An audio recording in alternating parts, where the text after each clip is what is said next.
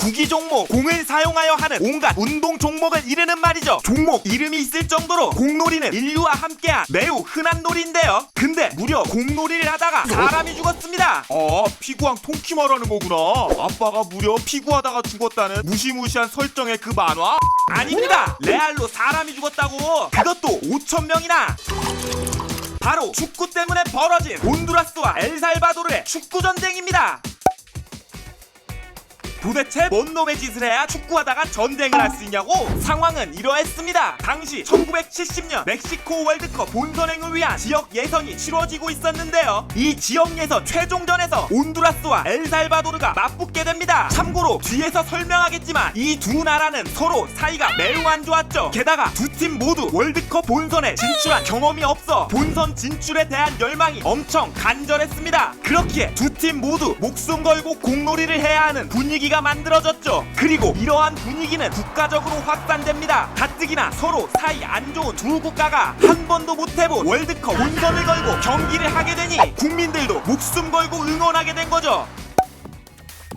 드디어 대망의 1차전이 1969년 6월 8일 온두라스 대구시갈파에서 열립니다. 경기 결과는 1대0으로 온두라스의 승리. 하지만 엘살바도르 선수들은 이 경기 결과에 매우 억울해했는데요. 그 이유는 바로 경기 전날 온두라스 시민들이 엘살바도르 선수들 숙소로 찾아가 숙소 앞에서 깡통을 치고 차량 경적을 울려가며 밤새 잠을 못 자도록 방해를 한 것입니다. 결국 엘살바도르 선수들은 잠을 제대로 자지 못한 채 경기에 나갈 수밖에 없었고 컨디션은 매우 좋지 않았죠. 그 때문에 엘살바도르 선수들은 이 경기 결과에 매우 억울해했습니다. 그리고 이러한 소식은 엘살바도르 국민들에게도 전해집니다. 엘살바도르 국민들은 매우 분개했죠. 그리고 엘살바도르의 또 하나의 충격적인 소식이 전해집니다. 월드컵 내선 1차전 축구 중계를 보던 엘살바도르의 한 소녀가 엘살바도르가 패배한 결과에 충격을 먹고 권총 자살을 한 것이죠. 온두라스에 대한 분노로 가득 찬 엘살바도르의 이 사건은 불난집에 기름을 부은 격이 되었습니다. 소녀의 장례식은 전국적으로 생중계되었고 장례식에 엘살바도르 대통령이 참석하기에 이르죠.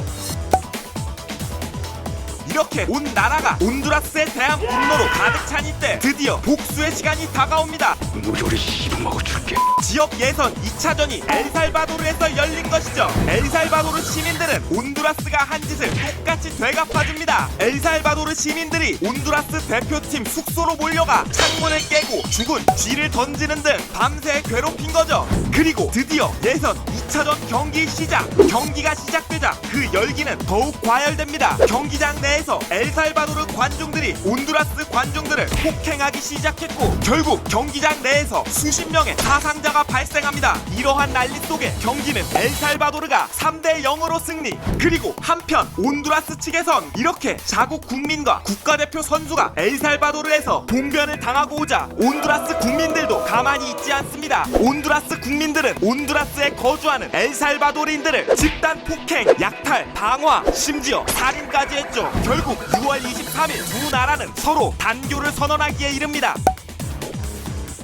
운명의 최종전은 6월 17일 멕시코에서 개최되었습니다. 경기 결과는 연장전 혈투 끝에 3대2로 엘살바도르의 승리! 엘살바도르의 최종 승리가 확정되자 온두라스에서는 엘살바도르인을 대상으로 한 테러가 급증합니다. 결국 온두라스에 거주하는 엘살바도르인의 재산 피해, 인명 피해가 급증하게 되었죠. 그리고 자국민이 온두라스에서 집단적으로 테러를 당하기 시작하자 이에 열받은 엘살바도르가 7월 14일 전쟁을 개시합니다. 온두라스 포격을 시작으로 지상군까지 진격을 시작했죠. 그리고 이후 4일간 온두라스와 엘살바도르는 본격적인 전쟁을 벌이게 됩니다. 그 결과 5천여 명의 사망자, 1만 7천여 명의 사상자, 15만 명의 집 파괴.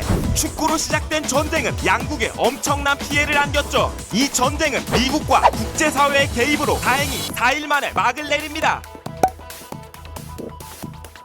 물론 이 사건은 축구로 인해 전쟁까지 하게 되어 축구 전쟁으로 유명해진 사건인데요. 근데 사실 사건의 이면을 살펴보면 축구는 그저 기폭제에 불과했습니다. 이미 오랜 기간 온두라스와 엘살바도르는 서로 적대적인 관계를 갖고 수많은 갈등을 겪고 있었죠. 그러던 중 월드컵 예선 중에 벌어진 불미스러운 사건이 기폭제가 되어 전쟁까지 이어진 것입니다. 그렇다면 어떠한 환경이 이 두 나라를 이런 관계로 만들었을까요? 우선 이 상황 상황을 이해하려면 중앙아메리카의 지역적 특성을 이해해야 합니다. 중앙아메리카 지역은 아메리카 대륙에서 발전이 가장 더딘 곳이죠. 이곳이 이렇게 발전이 더딘 원인은 크게 세 가지를 꼽을 수 있는데요. 1. 좁은 영역에 자리한 다양한 국가와 정치체. 2. 자연재해가 심한 지역. 3. 미국 다국적 플랜테이션 기업의 의존. 이렇게 세 가지로 나누어 볼 수 있습니다. 하나하나 살펴보면 우선 좁은 영역에 자리한 다양한 국가와 정치체. 중앙아메리카에는 다양한 국가와 문화가 섞여 있어 혼란과 갈등이 끊이질 않습니다. 북미에는 2개의 정치 단위가 있죠. 남미에는 13개의 정치 단위가 있습니다. 그런데 면적이 훨씬 좁은 중앙아메리카에는 30개의 정치 단위가 있죠. 게다가 식민지 경험도 다 달라 종교와 언어도 다양합니다. 거기다 바로 위에는 지구상 최강 킹왕짱 국가 미국이 있는지라 미국과의 역학관계까지 복잡하게 작용하죠. 상황이 이런지라 이곳은 갈등과 혼란이 끊이지 않는 지역입니다.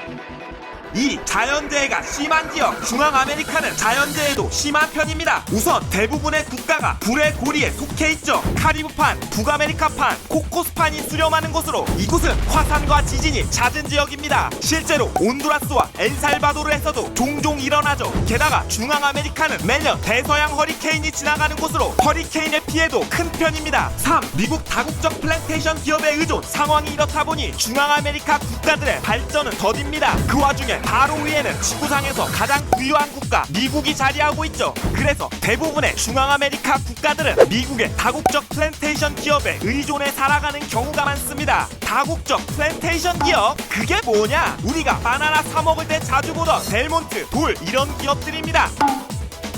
이런 기업들이 판매하는 바나나 등의 과일들은 대부분 중앙아메리카 혹은 동남아에서 생산된 것들로 저렴한 노동력을 이용해 생산된 것들이죠. 즉 중앙아메리카의 많은 국가들은 농사를 지어 이런 미국의 다국적 플랜테이션 기업에 저렴하게 납품하는 형태로 돈을 벌고 있습니다.